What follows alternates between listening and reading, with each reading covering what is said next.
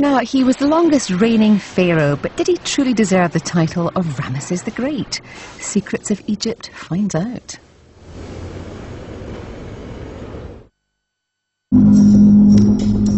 Egypt, a land of hidden treasures, buried secrets, and spectacular finds. Of all the Egyptian pharaohs, one name towers above the others: Ramses II. New discoveries are adding to our picture of this extraordinary king. Warrior, builder, lover, God. He was depicted as a Superman, but who was he? And did he really deserve to be called Ramses the Great?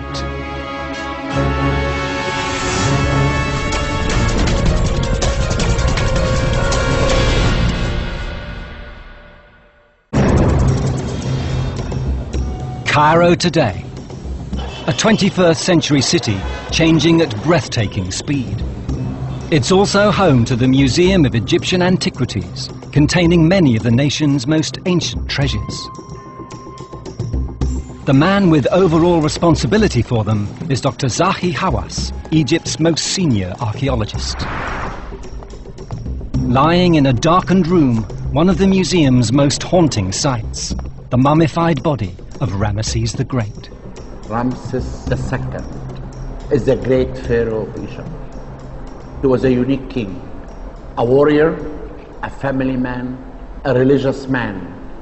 Ruled Egypt for about 66 years, and he built everywhere temples and tombs and chapels and statues.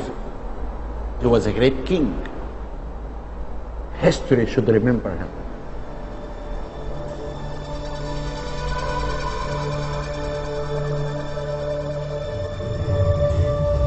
Ramses' reign began around 1279 BC.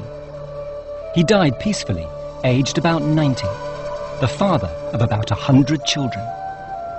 He was buried in glory in the Valley of the Kings. Throughout Egypt, statues and carvings celebrate his reign and his divine status. But in truth, the towering god-king was a small man with a hooked nose. Recent analyses have revealed he bore the scars of battle and suffered from arthritis. There was a huge gulf between the human reality and the image he presented to his people. So was he a great and brave ruler who reigned for their benefit? Or, as his critics say, an egomaniac, a master of spin and propaganda?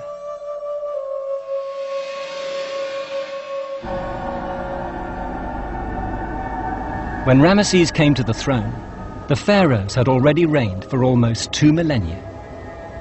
The pyramids had been standing for over 1,000 years. He inherited a large, prosperous empire.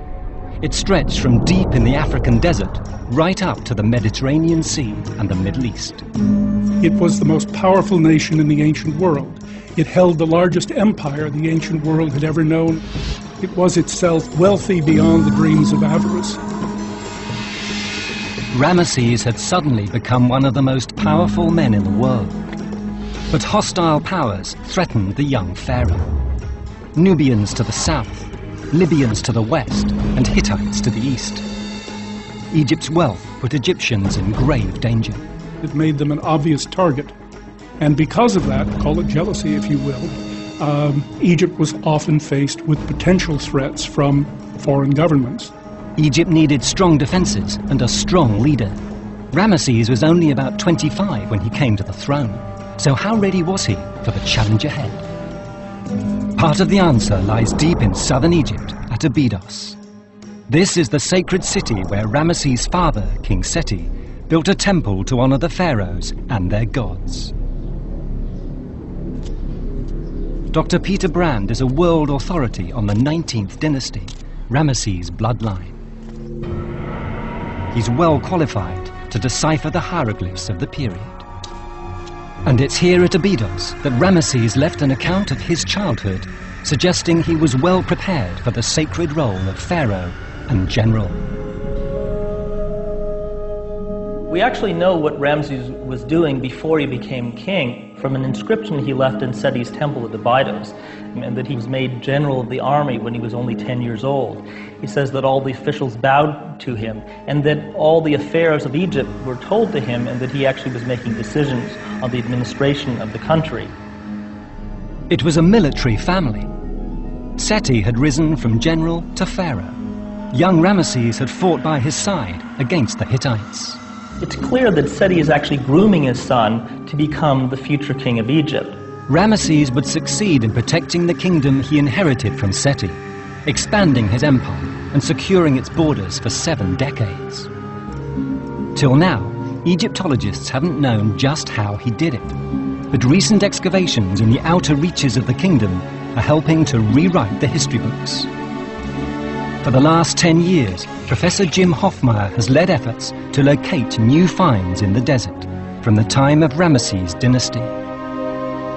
Everybody likes to dig pyramids, tombs, Valley of the Kings.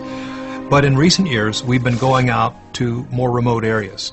And as we've gone to these remote areas, we've begun to realize, as we excavate in North Sinai, as we excavate along the Mediterranean between the West Delta and the Libyan border, that there's this whole world out there that we didn't really know about archaeologically. The hunt for some of these newly discovered sites began at one of the best-known places in all Egypt. The Temple of Karnak near Luxor, hundreds of miles to the south of the Mediterranean coast. An ancient relief here shows Ramesses' father, Seti, returning from battle. He passes a series of forts along the way. The relief at Karnak Temple is literally unique. You have this victorious king coming back from a military campaign with prisoners of war in tow. And as you look back over the trail he's just come through, you see a series of buildings. And it's very clear they are forts. And this was part of a defense network across North Sinai that connected Egypt to Asia. Egyptologists have long puzzled over the location of these forts, used by Ramesses and others to help protect Egypt from her fiercest enemies. The carvings do give us some hard facts.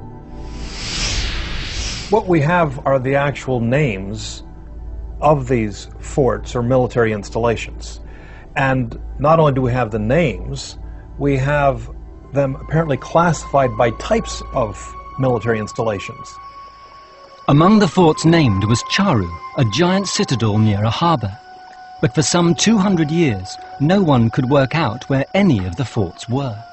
To Hoffmeyer, the stretches of water pictured on Seti's relief provided the only real clue to their whereabouts. The scene seems to be showing the Nile. We can see reeds growing, we can see crocodiles popping their heads up, and shown at the bottom there's a second body of water that is filled with fish, and one gets the impression that this might have been the Mediterranean. Hoffmeyer believed the coast of northeast Sinai was the likely location of the missing fortresses. But in the last 3,000 years, silt buildup in the Nile Delta has pushed Sinai's coastline some 30 miles to the north. The whole area is now an ocean of desert sand. Till recently, an archaeological no-man's land. Then Hoffmeyer made the breakthrough that changed everything. He began to study satellite photos of Sinai, not from today, but from the 1960s. These were black and white satellite images made by NASA during the Cold War. For our area of northeastern Sinai, they're actually more valuable than the best up-to-date Google images, because the newest images have all the interference that's caused by recent agricultural development, building, power plants, roads, and so we prefer actually using 1968 black and white satellite images. Most unexpectedly, these images were a window back in time. Looking through it, the archaeologists could see the landscape of ancient Egypt. In his hunt for the forts of Ramesses the Great, Jim Hoffmeyer scoured the NASA satellite photos of the Sinai Desert. He only had one reference point from today's Egypt, the Suez Canal. As we moved to the right from the Suez Canal into Sinai, we can see different shades, and we could see a chalky white line. The chalky white line was the bed of an ancient branch of the Nile, now long since run dry, the Pelusiac River. The photos also showed where the northern coast had once been. I actually was able to predict where the fortress should be located based on the topographical considerations. The search now focused on the area around the ancient course of the Pelusiac. It soon revealed a cluster of forts. And in 2007 at Tel El Hebwa, a massive fortress was discovered right where Jim Hoffmeyer had predicted. Archaeologist Saeed Abd Alim was part of the team from the Supreme Council of Antiquities that made the momentous new find. I'm kneeling next to a huge exterior wall made of a layer of mud brick, stepped to provide strength and support the walls. We have revealed 2 feet, but the wall it goes down for another 6 feet.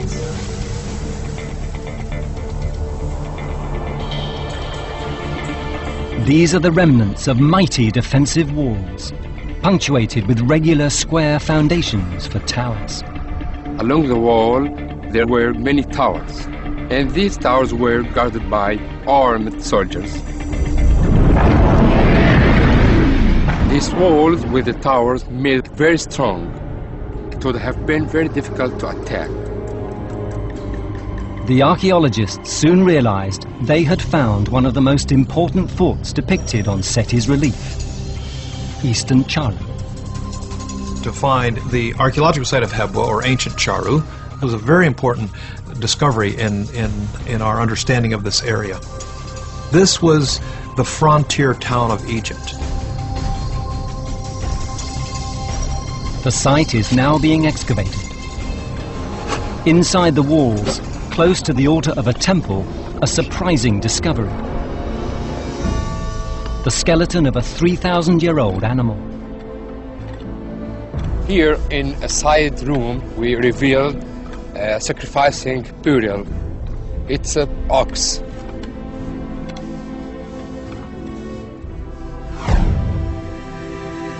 This sacrificial animal was intended to be part of the food offering for the deity.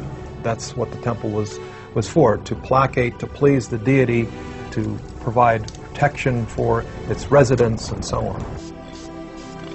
The sacrifice may have had a military function. The army, they have to sacrifice animals before going into battle and asking their gods to bring victory. Inches beneath the sand, they also found conclusive evidence that Charu had played a major role in the defense of Egypt during the time of Ramses the Great. His name and royal title are chiseled into a plaque. He's shown making an offering to the gods to preserve cosmic order, or Ma'at. It was the pharaoh's most sacred task to preserve Ma'at, the changeless stability which the Egyptians saw as the bedrock of happiness. The offering of Ma'at in this way is very much a kingly prerogative. Egypt had this sense in which order would be disrupted, Ma'at would be disrupted when you have foreign invaders. So it's not at all surprising that we'd find this in a military setting on Egypt's frontier, because the chief duty of the king is to defend Egypt, thereby upholding Ma'at. The find was also a reminder of the strong personal link that Ramses had to Charu. One thing that's often forgotten is that Ramses I, father of Seti, grandfather of Ramses II, was the commandant of Charu. He was the top military person. So it's believed that the Ramses Seti family was a northeastern delta family. There is a family connection to this area, so one would conclude from that Ramses II would have had a special interest in this site, maintaining it, building it, making sure its temples were well cared for. And now, for the first time, we can recreate the fort at Charu East, much as it would have looked 3,000 years ago. In the time of Ramses the Great, Charu was a major fortress.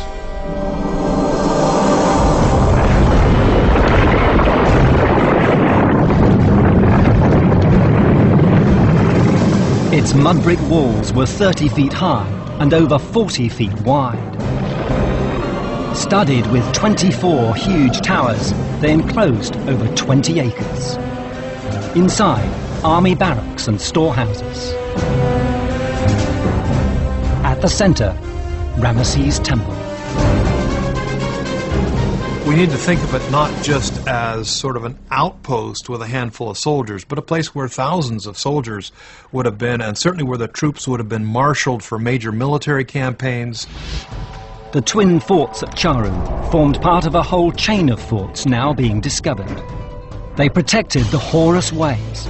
Now some 30 miles south of the coastline, this was the route that followed the Pelusiac to Charu and on to the Middle East. If he wanted to maintain the empire, this was the place from which to do that. This was the launching place for military campaigns. This was the logistical base, the nerve center, if you will, for all military and economic operations in Asia, in the New Kingdom. And northeast of Charu, Egypt had especially dangerous enemies. The young pharaoh was determined to destroy them. Right from the start of his reign, there'd been little doubt who posed the greatest threat to Ramesses and his empire. Egypt was particularly challenged by a new superpower in the Near East, and that was the Hittites from Asia Minor, who were the only other group of people who had as much power and control and perhaps military finesse as the Egyptians. By the time Ramesses became pharaoh, Egypt had already been fighting the Hittites for 40 years. In the 5th year of his reign, aged about 30, he set out to attack Kadesh, a strategic town near the river Orontes and the Hittite frontier. His father Seti had once captured it, only to lose it again. Our knowledge of the battle Ramesses fought at Kadesh is largely based on a series of giant reliefs he made afterwards. The most famous is at Karnak.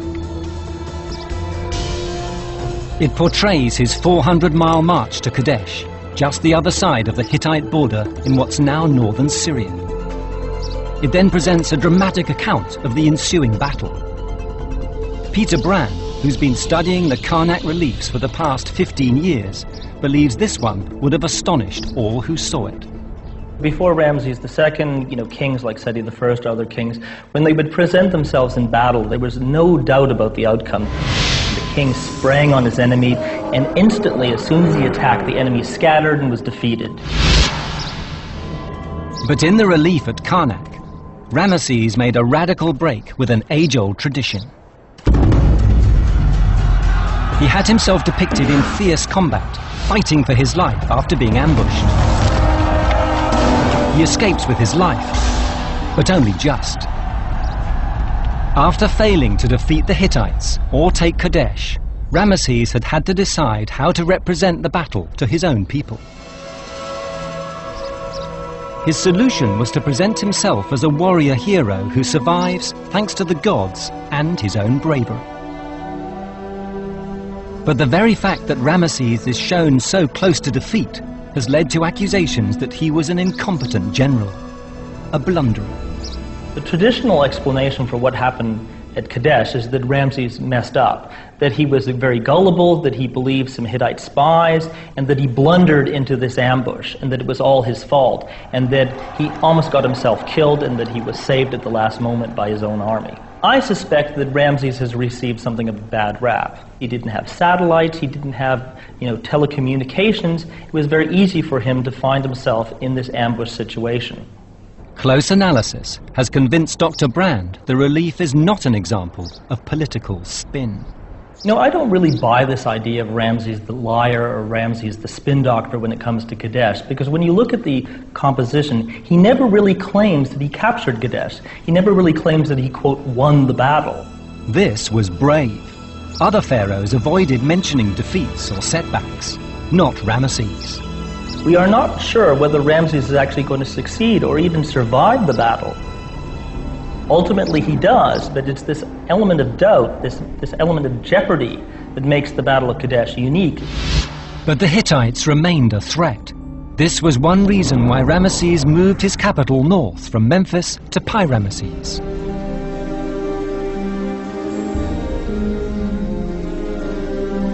Once an imperious city, now a mass of fragments scattered across farmland.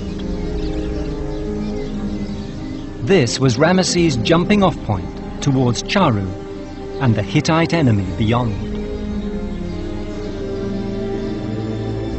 But after further years of war with the Hittites, in 1258 he'd use a surprising new tactic to secure his borders. Karnak boasts another unique document carved in stone. It records a peace treaty, the first in all history between two equal powers. After more than 50 years of war, the Egyptians and the Hittites both wanted peace. Ramesses' groundbreaking treaty heralded an era of mutual trade and cooperation. When you read the treaty, it actually comes across as a very modern-sounding, practical document. It has a mutual non-aggression pact and also a mutual defense treaty where each side promises to defend the other if some third party attacks them. Charu and the forts to the east had helped Ramesses secure the frontier. His defeat of other enemies secured other borders, enabling the pharaoh to focus on transforming his kingdom.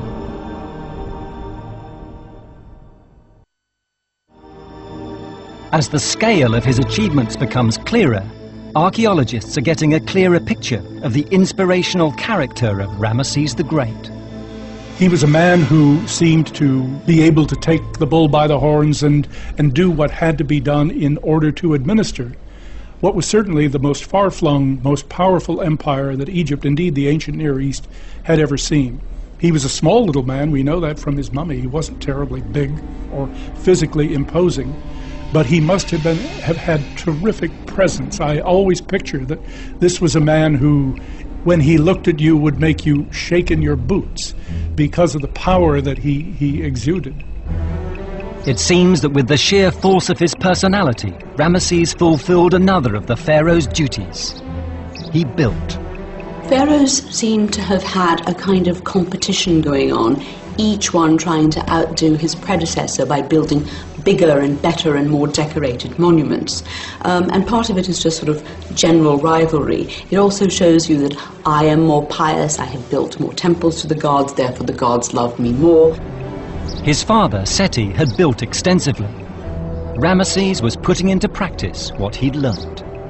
Seti seems to have made Ramses responsible for some of the construction projects that were going on late in Seti's reign, and therefore when he became king himself, he had had some on-the-job training in monumental construction. But Ramesses would outdo all his predecessors, building throughout his long reign on a scale not seen since the time of the pyramids. To accomplish this, he needed funding on a gigantic scale. The pharaohs already had a highly sophisticated financial system. He perfected it. Dr. Peter Brand sees the evidence for this on the west bank of the Nile at Luxor. Row upon row of mud brick buildings. These warehouses consist of long galleries with vaulted ceilings. They actually have the arch. Now, we always thought that the Romans invented the arch, but in fact the Egyptians used a kind of arch to cover these storage magazines made of mud brick hundreds of years before the Romans built them of stone. The commodities stored inside financed Ramesses' dreams. In ancient Egypt, the economy is based on grain. Grain is, if you will, cash. The farmers paid their taxes in grain. This is collected by the government and stored here. So these storage complexes were the central banks of ancient Egypt. And here the government collected its taxes, stored it, and then paid it out to its employees. Filled to capacity, the giant granaries Ramesses built here would have fed about 20,000 people for a year, enough to pay the wages for a host of builders. So what Ramses II has created here is a kind of economic foundation, a corporation, if you will. This is the central business district of Ramesside Thebes.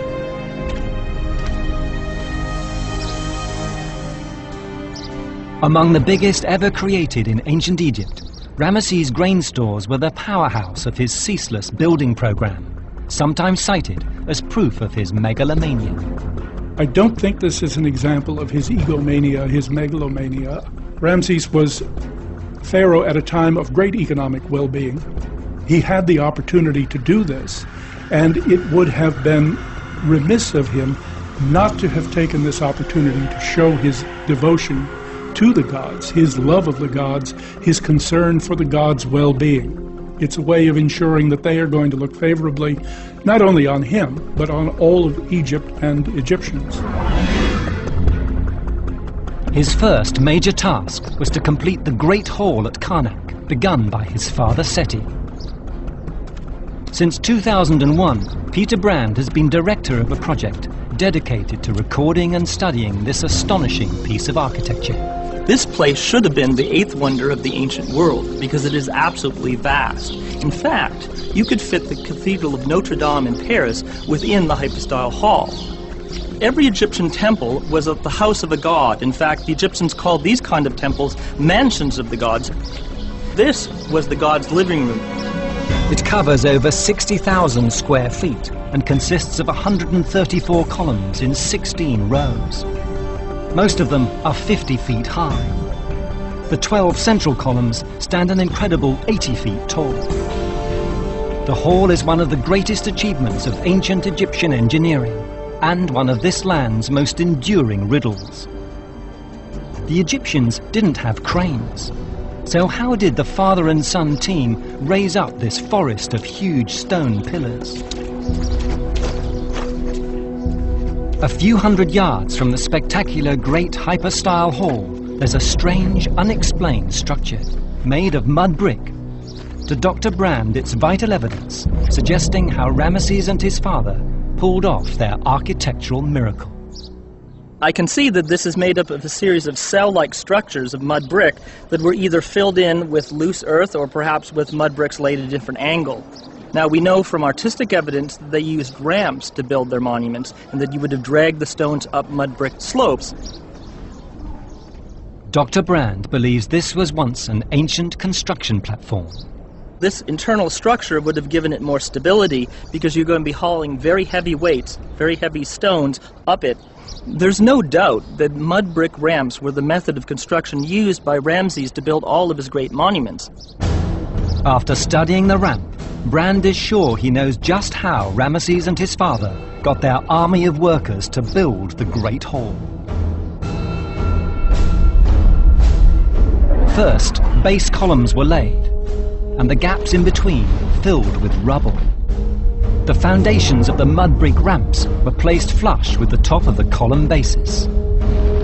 The column's next layer of masonry was then brought up the ramps and placed in position. The gaps were again filled in, the ramps raised and lengthened. As you add layer upon layer of stone to your building, and with a building as tall as the hypostyle hall, where the central columns and the roof reach to 70 feet off the ground, your ramps are going to get much longer, much higher, and much bigger. The process was repeated over and over again till all the columns' blocks were in place. When you're finally finished, your building will be complete, but it will be entirely buried under this huge mound of earth and these great mud brick retaining walls and ramps to either side.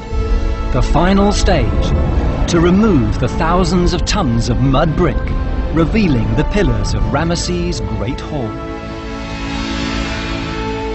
But even this would be eclipsed by a monument the pharaoh built to honor the gods and himself. Of the many buildings he left us as his legacy, there's one above all that can be said to embody the unique qualities of Ramses the Great. It lies towards the southern tip of Egypt at Abu Simbel.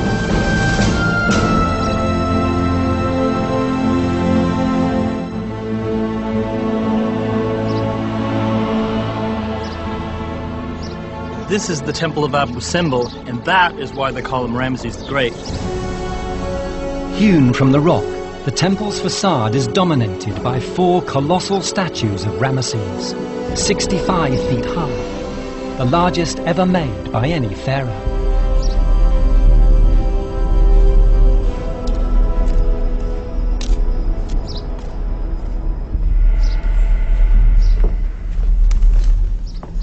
In the entrance hall, 8 other statues of Ramses, 30 feet high. Each shows him in the traditional role of the pharaoh, half man, half god.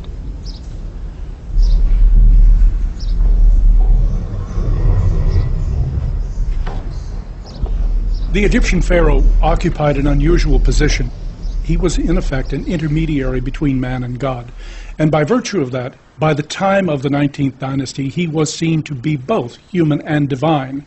He was referred to as the living Horus, the god who is most closely associated with Egyptian kingship. But another chamber shows Ramses wasn't content with semi-divine status. He wanted to go one step further. Now, what's interesting about this chamber, which shows, of course, the king worshipping various deities as is normal, is one of these scenes here shows a very unique god. He's seated on a divine throne, and when you look at his headgear, he's wearing a sun disk that's typical of a solar god. These ram's horns that curve around his ear, this represents him as an aspect of the god Amun of Thebes. And of course, he's holding scepters that are held by a god. Above the carving, a hieroglyph reveals its identity. This particular god is in fact Ramses himself. He has the title Ramses the Great God.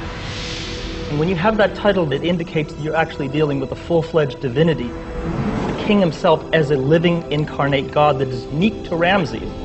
His subjects would have had no doubt what the giant statues at the entrance signified. For they too represented Ramses as a fully fledged god. It's a fact often lost on visitors today. People always like to think that these statues are somehow guardian statues, but what they actually are gigantic cult figures to receive worship. They represent the divine aspect of the king. In fact, each one of them has an individual name, such as Ramses, the sun god of rulers, and they functioned as part of the royal cult. But why had Ramses deified himself? The answer may be a practical one. It wasn't that he had a huge ego, he had a huge kingdom. Too much for one man alone. He could not do all of the things in detail that earlier pharaohs had done. Things were just too big, and there were too many complexities now.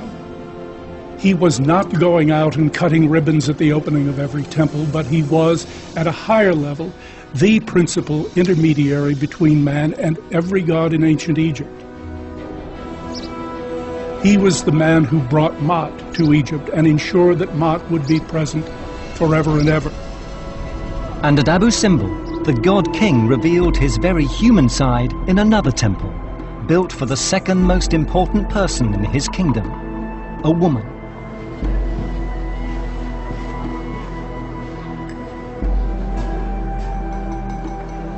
His wife, who died long before him, Nefertari. The couple had met and married when they were both in their teens, and he was crown prince. Her name means the most beautiful of them all. She had many other titles, from the Lady of All Lands to the Great Royal Wife. Nefertari had the title the Great Wife, and it was the intention that this woman would be the mother of the next king of Egypt. And that really was the primary function of the wife in New Kingdom Egypt.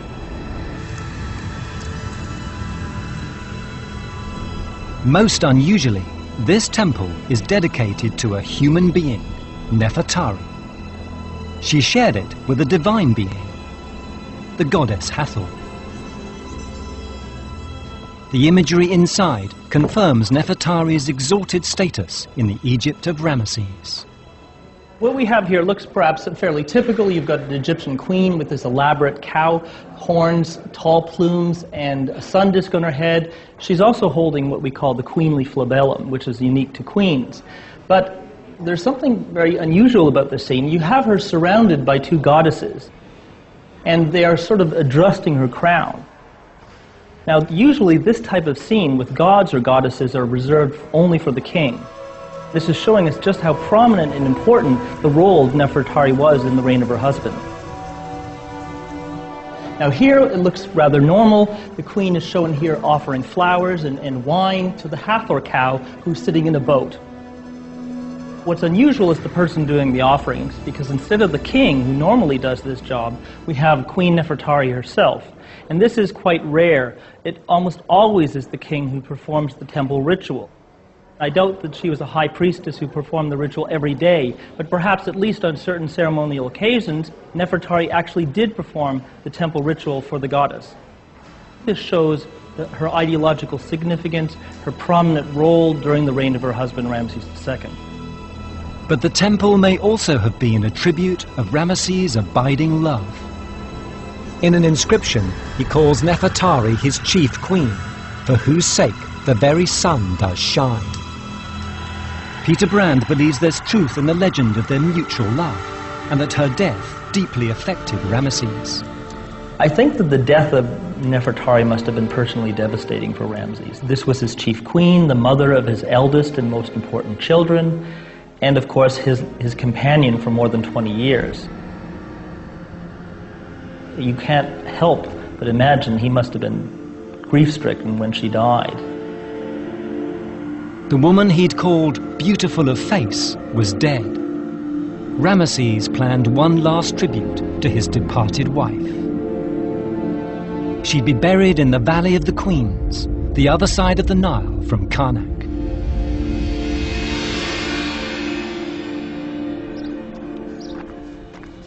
A world expert on the art of ancient Egypt, Dr. Melinda Hartwig is stunned by the quality of the artwork being uncovered in Nefertari's tomb.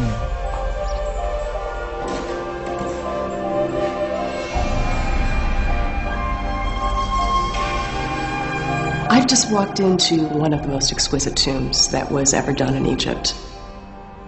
What makes it absolutely breathtaking is the skill with which it was carved out of plaster, the colors that are being used, the details that go into even the smallest hieroglyph. Dr. Hartwig believes Ramses must have employed the finest craftsmen in the land to decorate the tomb. We have an image here of Nefertari, and she is depicted wearing the vulture crown, which most royal women would wear. She also has her best clothing on, and the way that it is painted is just extraordinary. Even her skin is done to show blush on her cheeks. The tomb also gives us a glimpse of the pharaoh's feelings for his dead queen. When I look around this tomb, I see the breathtaking representations and the details that even go into the smallest hieroglyph. And it makes me realize that Ramses II valued his wife, he respected her, and that this really is an everlasting monument to his love for her. But it was in the provisions for his own death that the true scale of Ramses' ambitions would finally become apparent.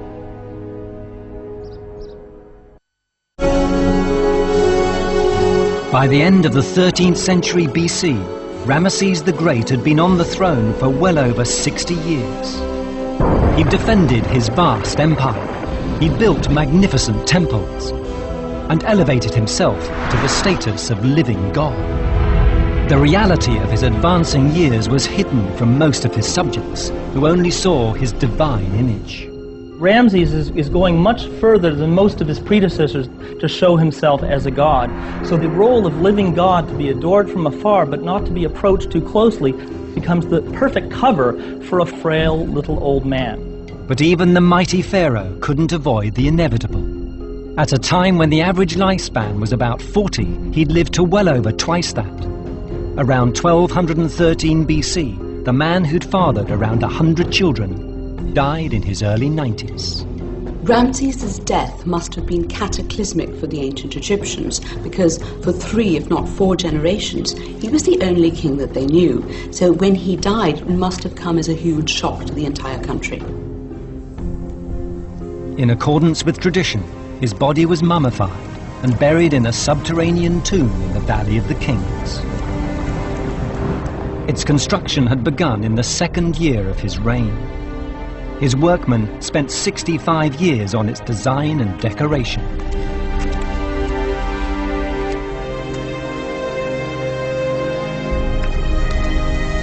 Ramses clearly intended this to be the most magnificent royal tomb ever built.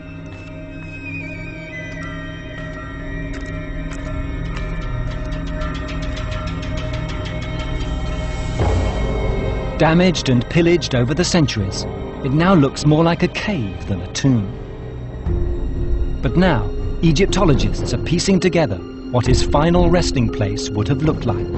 As you can see, there's a tremendous amount of damage that's been done to the walls, probably because of flooding that happened when it came in. On one wall, an indication of how it was once so gloriously decorated. You have two sets of figures that are striding towards one another. I can tell from the fragments that there was a tremendous amount of detail in the carving and that it was extremely fine. It would have represented the sun god being met by the collected dead in the first hour of the sun god's nocturnal journey, the Book of Gates. Better preserved tombs in the Valley of the Kings still feature the Book of Gates on their walls, guiding the pharaohs through the portals of the afterlife. At each gate, there'd be a genie posing a riddle. To pass through, the pharaoh had to answer correctly. If not, there'd be catastrophe. If he knew the answer, the gate would open and he would proceed. If he didn't know the answer, the gate remained closed. The king could not get into the afterlife.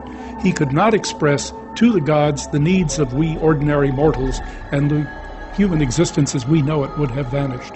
It would have been the end of the world. It was extremely important that the tomb be dug and decorated as meticulously and carefully as possible to ensure human continuity, the continuity of life. Much of Ramses' tomb would have been covered in such texts, guiding him on his journey together with material reminders of his power. If you walked into this burial chamber, you would certainly be struck by the gleaming gold of all the funerary items that had been left for Ramses II, and also by the beauty of the decoration. The treasures discovered in the tomb of Tutankhamun indicate the kind of priceless object that would once have filled the much larger burial chamber of Ramses. They range from his elaborate death mask to golden furniture studded with jewels. But the most magnificent object of all would have contained the pharaoh himself.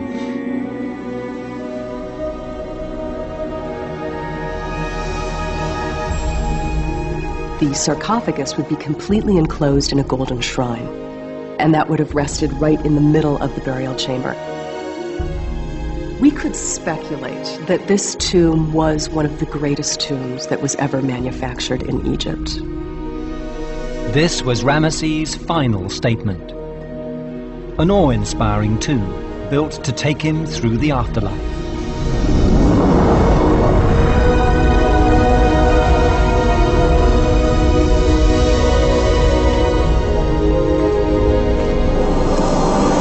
Over 7 decades, Ramses had remodeled Egypt and redefined the office of the pharaoh. For the rulers that followed, his reign became the blueprint for kingship. It is no coincidence that subsequent rulers seemed regularly to hearken back to the examples that Ramses had set. This was, in effect, the idol, the man to be copied. The more they discovered, today's archaeologists are mesmerized by his achievements. I think it is absolutely fitting to call him Ramses the Great. What more could you ask for in a politician? Military security and economic stability. 2 thumbs up. Perhaps more than any other king, Ramses deserves to be called Egypt's greatest pharaoh, the greatest builder, the greatest warrior, the living god. No other king can match the accomplishments and even the sheer bravado of Ramses the Great. Here was a man who knew what he wanted, who set out to get it, who obviously was a master diplomat and politician. But add to that the fact that he's a builder and a warrior and an architect and all of these other features, and the fact that he lived to the age of almost 90, and nobody else can touch him. The new finds and fresh interpretations confirm Ramses' position as, quite simply, the greatest pharaoh of them all.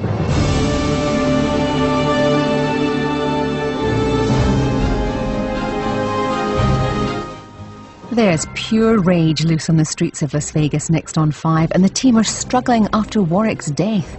in brand new CSI.